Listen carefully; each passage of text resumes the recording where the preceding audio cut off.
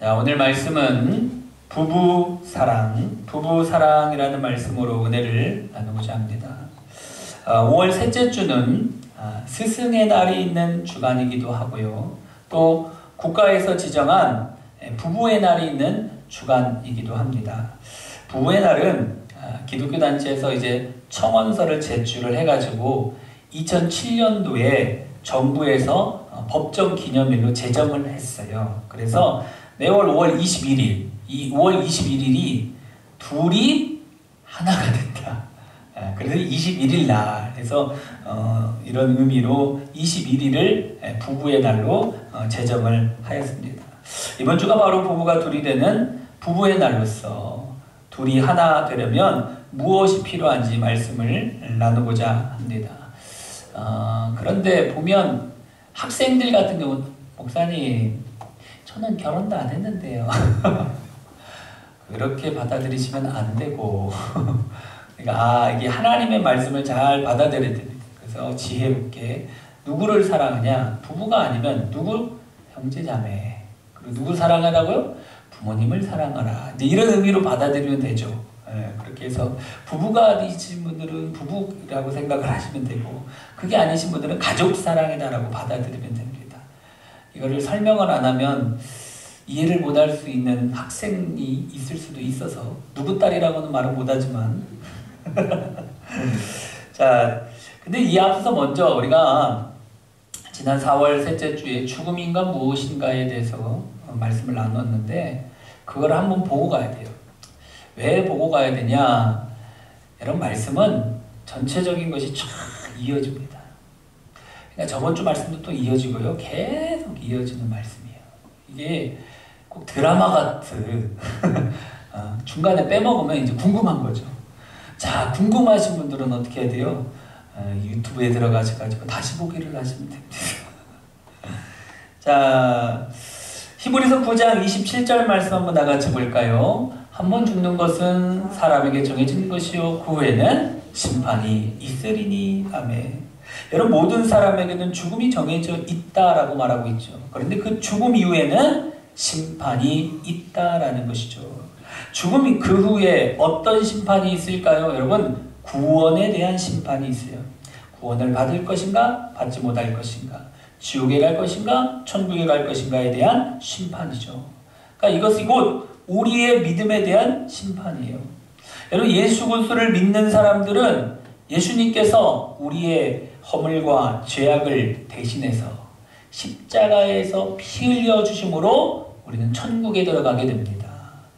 이사야 53장 5절 다 같이 한번 볼까요? 그가 찔림은 우리의 허물 때문이요 그가 상함은 우리의 죄악 때문이라. 그가 징계를 받음으로 우리는 평화를 누리고 그가 채찍에 맞음으로 우리는 나음을 받았도다. 아멘. 여러분, 우리의 공로가 아닙니다. 예수님께서 대신 내 죄를 대신 십자가에 지셨다 그 얘기죠. 그래서 요한복음 11장 25절 26절에서 예수님께서는 이렇게 말씀하셨어요. 합독합니다. 예수께서 이르시되 나는 부활이요 생명이니 나를 믿는 자는 죽어도 살겠고 무릇 살아서 나를 믿는 자는 영원히 죽지 아니하리니 이것을 내가 믿느냐. 아멘. 예수님께서 뭐라고 말씀합니까? 나를 믿는 자는 죽어도 산다. 여러분, 구원은 예수 그리스도를 믿음으로 받게 된다라는 것이죠. 여러분, 그런데 또한 의에 대한 심판이 있어요. 이 의에 대한 심판은 백보자 심판이라고도 하는데, 여러분, 이것은 행위에 대한 심판이에요.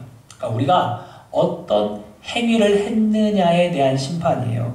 계시록 20장 13절 다 같이 한번 볼까요? 각 사람이 자기의 행위대로 심판을 받고. 아멘. 여러분, 사람은 각각 자기의 행위대로 심판을 받는다라는 것이죠. 여러분, 예수 그리스도를 믿는 사람은 구원을 받는데 구원을 받은 사람의 두 번째 자기 행위에 대한 심판이 있다라고 말씀을 하고 있죠. 여러분, 그럼 무엇으로 우리의 의를 심판하느냐? 사랑으로 심판합니다. 마태복음 22장 38절부터 40절 다 같이 봅니다. 예수께서 이르시되 내 마음을 다하고 목숨을 다하고 뜻을 다하여 주 너의 하나님을 사랑하라 하셨으니 이것이 크고 첫째 되는 계명이요 둘째도 그와 같으니 내 이웃을 내 자신같이 사랑하라 하셨으니 이 두 계명이 온 율법과 선지자의 강령이니라. 아멘. 이 두 계명 곧 하나님 사랑과 이웃 사랑의 이 계명이 뭐라고 합니까? 온 율법과 선지자의 강령이다. 곧 성경에서 핵심이 되어지는 가장 중심이 되고 근본이 되는 말씀이다. 그래서 여러분 우리는 이런 행위에 대한 심판이 있다라는 것이죠. 근데 심판을 할 때에 무엇으로? 사랑으로. 이 사람이 하나님을 얼마나 사랑했는가, 이 사람이 이웃을 얼마나 사랑했는가, 그 사랑했었다라는 것을 보고 심판한다. 요한복음 12장 48절 볼까요? 심판할 이가 있으니 곧 내가 한 그 말이 마지막 날에 그를 심판하리라. 아멘. 여러분 마지막 날에 심판할 이가 있는데 무엇이라고 합니까? 내가 한 그 말이 마지막 날에 그 사람을 심판한다라는 것이요. 그러니까 예수님이 하신 그 말 잘 따랐었던 사람들을 모아서 예수님 말씀대로 순종하고 사랑했었던 사람들은 그 말에 대해서 칭찬을 받게 되고, 사랑하라 라고 살아가라고 했는데 사랑하지 못했었던 것, 이러면은 심판이 있다라는 것이죠. 그러니까 예수님의 말은 무엇이요? 바로 하나님 사랑과 이웃 사랑의 말이죠. 그러니까 우리가 천국에 갔을 때에 우리의 의의 행위에 대해서 심판하는데 무엇이 기준이에요? 내가 사랑했는가 안 했는가, 하나님을 사랑했는가 안 했는가, 이웃을 사랑했는가 안 했는가, 이거를 보고 판단하시겠다. 우리 예빈이가 요즘에 학교를 안 가고 온라인 수업을 듣고 있으니까 하는 소리가 뭔지 알아요? 숙제가 너무 많아요. 애들한테 이제 학교에서 그냥 직접 알려주면 좋은데 숙제를 이제 많이 내는 거죠. 근데 나중에 이 아이들을 한 학교에서 선생님이 이게 이제 이거 해라 라고 숙제를 낼 거 아니에요. 그럼 잘한 학생들은 뭐 합니까? 칭찬을 받겠죠. 못한 사람들은 어떻습니까?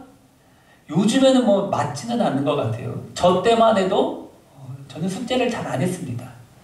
무슨 마음이 드냐? 몸으로 때우지. 한 10대 맞으면 되겠지 하고. 왜 맞았어요? 안 해가지고. 숙제를 해온 사람은 안 맞았고, 안 한 사람은 맞고. 저는 좀 많이 맞았어요. 그러니까 지금 숙제를 했냐 안 했냐, 그게 학교 선생님의 기준이죠. 그게 기준이에요. 근데 오늘 본문에 예수님께서 뭐라고 말씀하셨냐? 이 사람의 행위대로 심판을 하는데 무슨 행위? 사랑했느냐 안 했느냐. 이런 심판도 마찬가지예요. 선생님이 하라고 한 숙제를 확인하고 평가하듯이 우리의 심판도 예수님이 하라고 하신 하나님 사랑, 이웃 사랑, 이것으로 우리의 의를 평가하고 심판한다라는 것이죠. 그래서 심판에는요, 구원의 심판과 의의 심판 두 가지가 있습니다. 구원의 심판은 믿음으로 하고 의의 심판은 행위로 한다라는 것이에요. 그래서 행위로 하는 의의 심판은 두 가지 결과로 나타나는데, 하나는 칭찬과 상급을 받는 구원이고, 또 하나는 칭찬도 상도 없는 부끄러운 구원이 있다라는 것이죠. 그래서 주님은 하나님 사랑과 이웃 사랑의 행위에 대해서 의의 심판을 하셔서 그에 따른 칭찬과 상급을 예비하고 계신다. 계시록 22장 12절 말씀 다 같이 볼까요? 보라, 내가 속히 오리니 내가 줄 상이 내게 있어 각 사람에게 그가 행한 대로 갚아주리라. 아멘. 예수님께서 내가 속히 오리니 내게 줄 뭐가 있어요? 상이 있어. 각 사람에게 그가 행한 대로 갚아주리라. 여러분, 주님께서 하늘나라 천국에서 우리에게 주실 상을 준비하고 계시는데, 이 땅에 살면서 그 사람이 행한 그 사랑의 행위대로 심판하셔서 칭찬과 상을 주신다. 근데 그런가 하면 이런 것도 있어요. 다니엘 12장 2절 말씀 볼까요? 수치를 당하여서 영원히 부끄러움을 당할 자도 있을 것이며. 아멘. 그럼 수치를 당하여서 영원히 부끄러움을 당할 자도 있다. 그러니까 칭찬도 상도 없는 부끄러운 구원을 받는 사람도 있다. 마태복음 25장에 보면요, 인자 되신 예수님이 마지막 날에 모든 천사와 함께 오셔서 영광의 보좌에 앉으신 왕으로서 양은 오른편에 염소는 왼편에 두신다 라고 말씀을 하시죠. 그러면서 임금이 양과 염소를 어떻게 하시는가에 대해서 말씀을 하시는데, 먼저 임금이 오른편 있는 양에게 이렇게 말하고 있어요. 마태복음 25장 34절 볼까요? 시작. 그때에 임금이 그 오른편에 있는 자들에게 이르시되 내 아버지께 복받은 자들이여, 나와 장세로부터 너희를 위하여 예비된 나라를 상속받으라. 내가 줄일 때에 너희가 먹을 것을 주었고, 목마를 때에 마시게 하였고, 나그네 되었을 때에 영접하였고, 헐벗었을 때에 옷을 입혔고, 병들었을 때에 돌보았고, 옥에 갇혔을 때에 와서 보았느니라. 아멘. 여러분, 이 말을 들은 양이, 의인들이 이렇게 물어요. 뭐라고 물었습니까? 31절 볼까요? 이에 의인들이 대답하여 이르되 주여, 우리가 어느 때에 주께서 줄이신 것을 보고 음식을 대접하였으며 목마르신 것을 보고 마시게 하였나이까? 어느 때에 나그네 되신 것을 보고 영접하였으며 헐벗으신 것을 보고 옷 입혔나이까? 어느 때에 병드신 것이나 옥에 갇힌 것을 보고 가서 배웠나이까? 하리니. 아멘. 그러니까 양의 이런 질문을 받죠. 그리고 임금이 대답을 해요. 40절 봅니다. 임금이 대답하여 이르시되 내가 진실로 너희에게 이르노니 너희가 여기 내 형제 중에 지극히 작은 자 하나에게 한 것이 곧 내게 한 것이니라. 아멘. 지극히 작은 자 이웃에게 한 것이 곧 하나님께 한 것이다 라고 말씀을 하고 있죠. 한편 왼편에 있는 염소들에게는 이런 말씀을 하세요. 41절 볼까요? 또 왼편에 있는 자들에게 이르시되 저주를 받은 자들아, 나를 떠나 마귀와 그 사자들을 위하여 예비된 영원한 불에 들어가라. 내가 줄일 때에 너희가 먹을 것을 주지 아니하였고, 목마를 때에 마시게 하지 아니하였고, 나그네 되었을 때에 영접하지 아니하였고, 헐벗었을 때에 옷 입히지 아니하였고, 병들었을 때와 옥에 갇혔을 때에 돌보지 아니하였느니라. 아멘. 여러분, 이 말을 들은 염소로 분류된 자들이 또 묻지요. 44절 볼까요? 그들도 대답하여 이르되 주여, 우리가 어느 때에 주께서 줄이신 것이나 목마르신 것이나 나그네 되신 것이나 헐벗으신 것이나 병드신 것이나 옥에 갇히신 것을 보고 공양하지 아니하더이까? 아멘. 이 말을 듣고 임금이 다시 대답을 하죠. 45절 볼까요? 이에 임금이 대답하여 이르시되 내가 진실로 너에게 이르노니 이 지극히 작은 자 하나에게 하지 아니한 것이 곧 내게 하지 아니한 것이니라. 아멘. 여러분, 예수님께서는 임금이 양과 염소에게 어떻게 했는지 말씀하시고는 이 양과 염소의 이야기에 결론을 이렇게 말하고 있죠. 46절 볼까요? 그들은 영벌에 의인들은 영생에 들어가리라 하시니라. 아멘. 여기서 그들이 누구입니까? 염소들이고 의인들은 양을 말하고 있어요. 여러분, 염소가 누구입니까? 지극히 작은 자 하나에게 하지 아니한 사람, 곧 이웃을 사랑하지 아니한 사람이죠. 양은 누구입니까? 지극히 작은 자에게 사랑을 베푼 사람, 곧 이웃을 사랑한 사람은 하나님 아버지께 복을 받아 영생을 얻어 천국에 들어가게 된다. 여러분, 양과 염소의 심판의 기준이 바로 이웃사랑이었다라는 것이죠. 저희 교회는 도움이 필요한 사람들을 찾아가서 막 이렇게 하지는 못하더라도 도와달라고 요청하는 이런 사람들을 도와줘야 되겠다는 목회 철학을 저는 가지고 있어요. 그래서 저는 교회에 와서 이 사람이 사기꾼인 것 같이 보여도 그냥 도와줍니다. 뻔히 알아도 도와줍니다.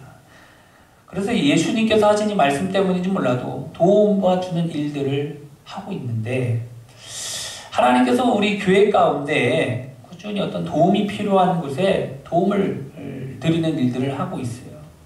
우리가 먼저 두 교회에 선교비를 매월 보내고 있고요.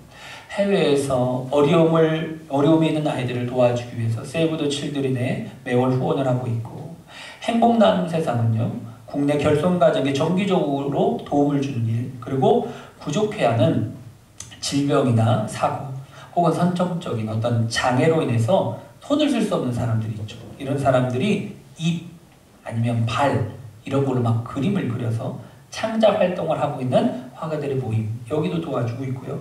또 한국미랄심장재단은 전 세계에, 또 우리나라도 있고요, 심장병 환자들에게 새 생명을 전하는 일에 도움을 주고 있어요.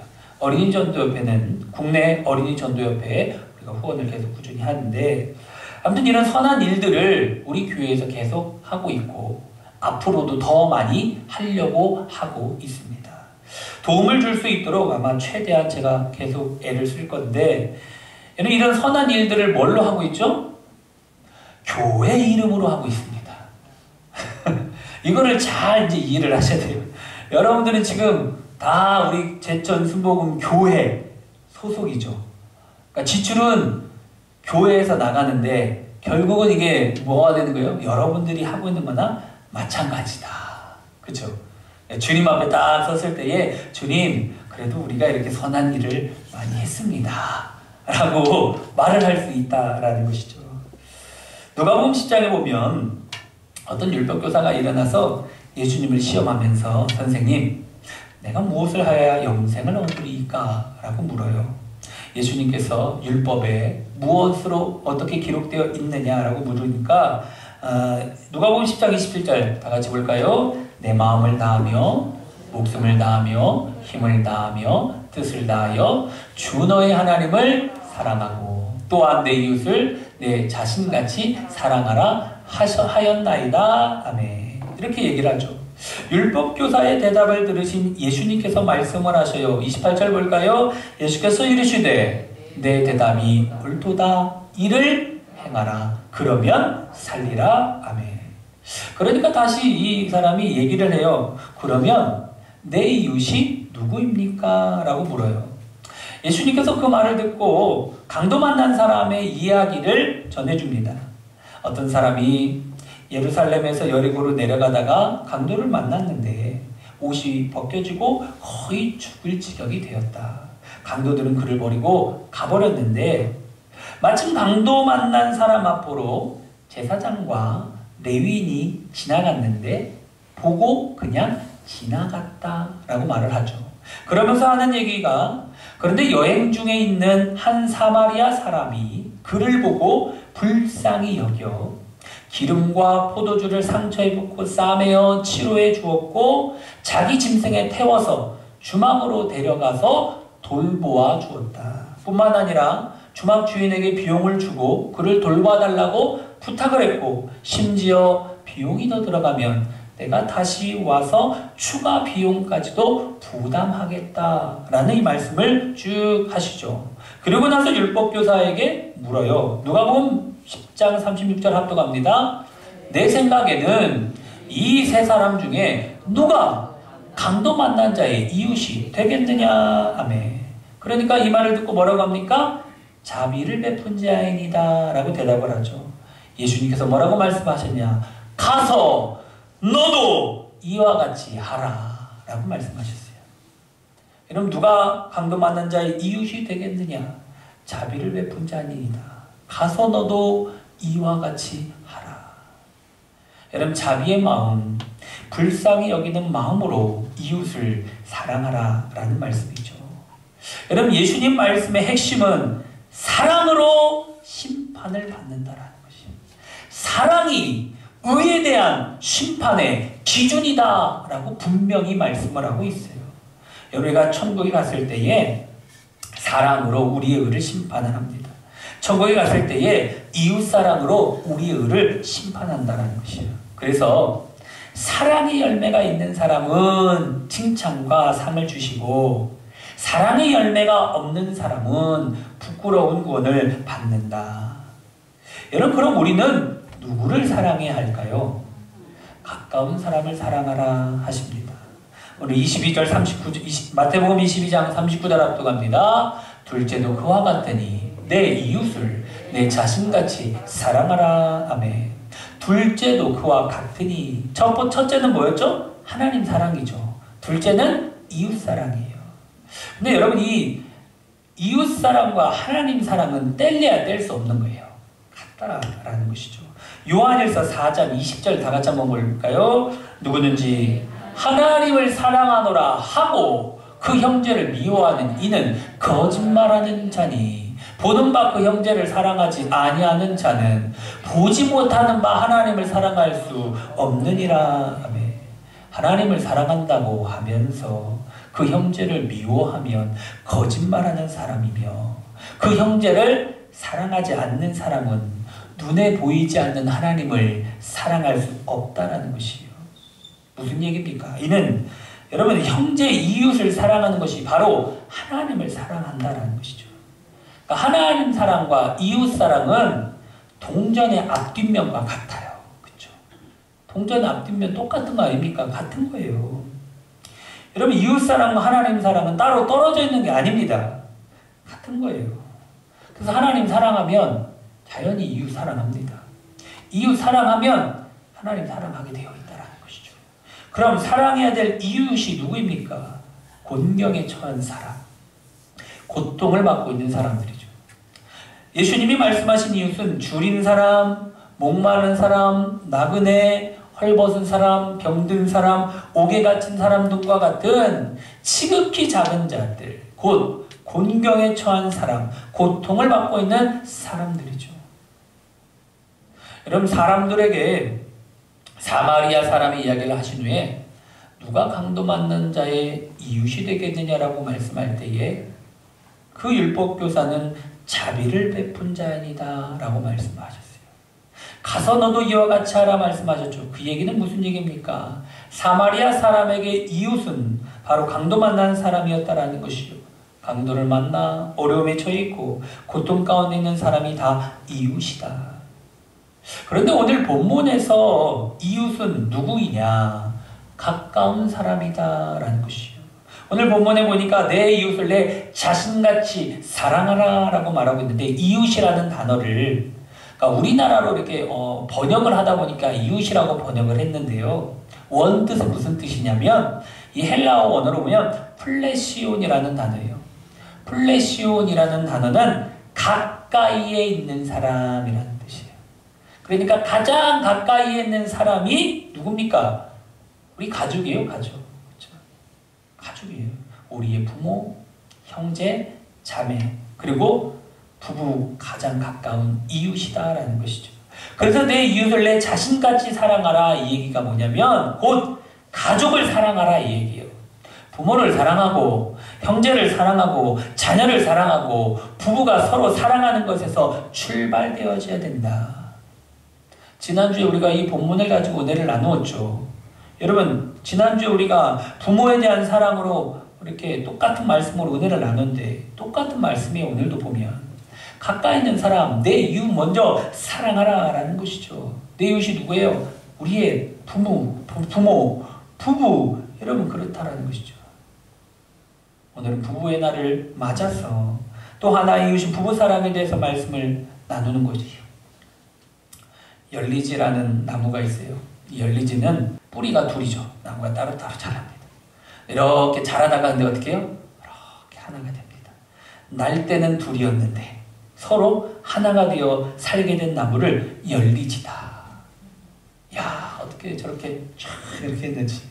서로 다른 뿌리지만 열리지는 이렇게 서로 꼭 손을 뻗어서 맞잡은 것과 같은, 그쵸? 이렇게 사이좋게 한 몸으로 자라는 나무예요. 부부의 날이 5월 21일 둘이 하나가 된다는 것처럼 부부가 마치 열리지와 같다라는 것이죠.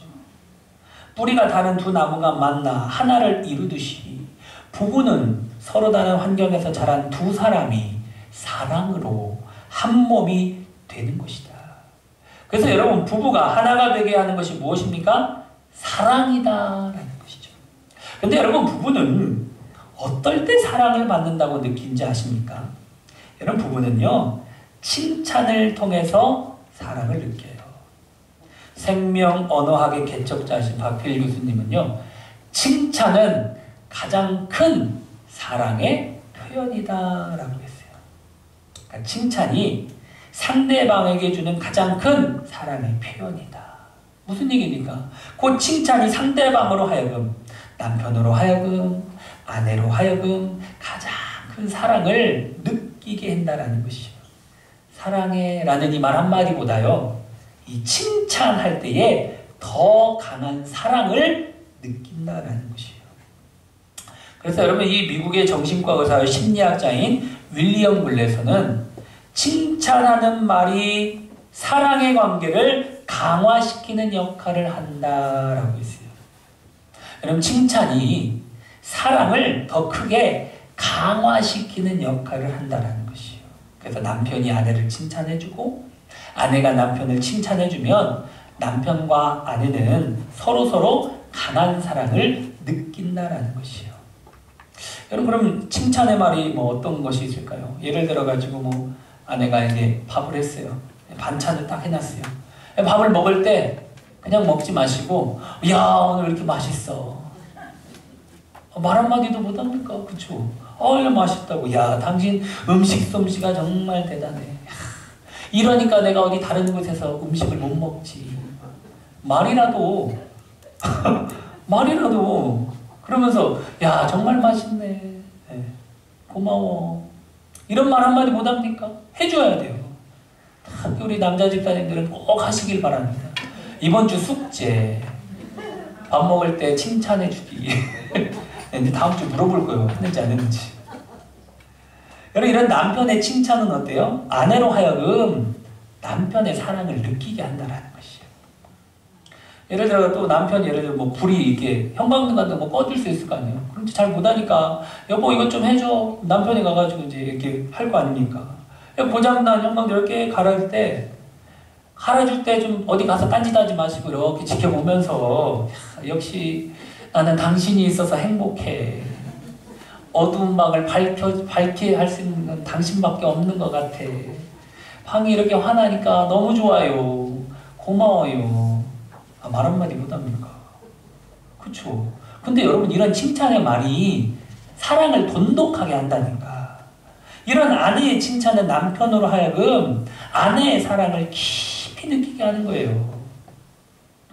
영국의 저명한 역사가인 토마스 칼라일이라는 사람이 있어요. 이 사람의 아내가 참으로 현명을 했는데, 이 아내는 남편을 늘 존경했고 남편인 칼라일도 아내를 사랑을 했다는 것이에요.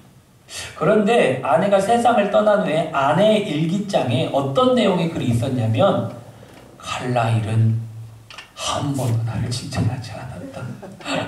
아무 말도 없으면 그것으로 모든 게 제대로 되었구나 하고 생각할 뿐이었다. 이걸 언제 알았어요? 아내가 세상을 떠난 후에 남편인 칼라일이 아내의 일기장을 보니까 내가 아내를 칭찬한 적이 한 번도 없던 거예요.